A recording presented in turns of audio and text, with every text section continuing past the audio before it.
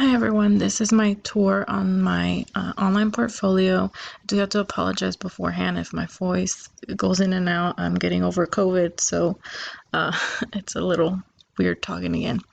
Anyway, so my name is Gloria Michelle Leal, and I wanted to post a quote.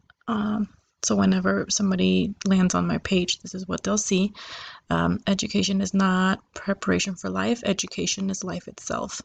By John Dewey. And I felt that this was an appropriate quote because I feel like as educators, we should believe in lifelong learning. And I do want to project that to my future employer. And so in this case, the purpose of this e-portfolio is to showcase the work completed in my LTD 5302 course at HBU. I think that once I start applying for jobs, this will change. But for now, I included that part.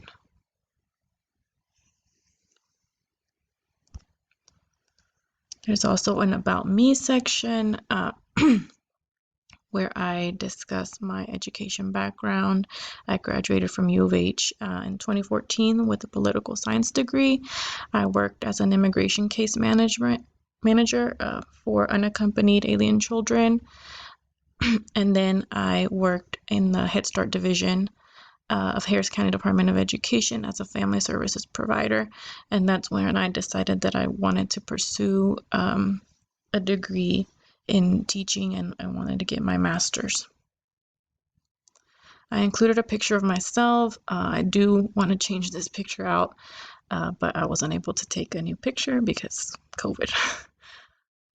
But this is myself and my son.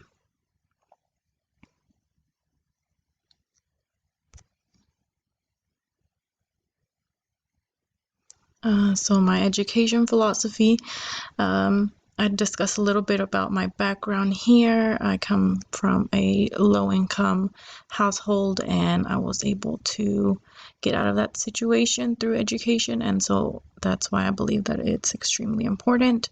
And I also included my resume here.